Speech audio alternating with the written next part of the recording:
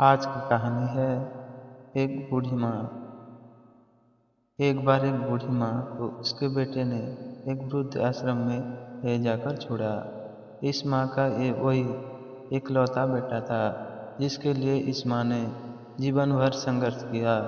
इस बेटे के लिए वो सब कुछ किया जो एक माँ को करना चाहिए या माँ कर सकती है, और आज भी अपने बेटे को किसी भी तरह की परेशानी ना हो इसलिए आश्रम में रहने के लिए भी तैयार हो गई।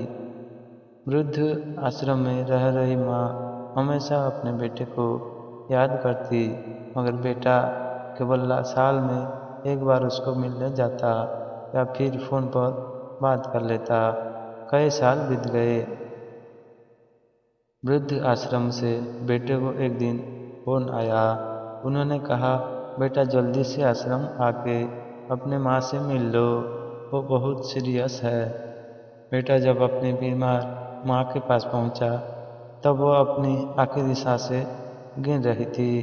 बेटे ने अपनी माँ से उसकी आखिरी इच्छा पूछते हुए कहा, माँ मैं तुम्हारे लिए क्या कर सकता हूँ, बताओ।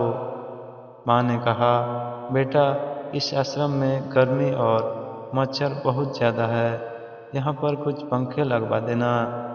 फ्रिज न होने की वजह से यहाँ पर हम बूढ़ों को कई बार भूखे पेट ही सोना पड़ता है, क्योंकि किसी ने दिया हुआ खाना खराब होने से नहीं बचा पाते।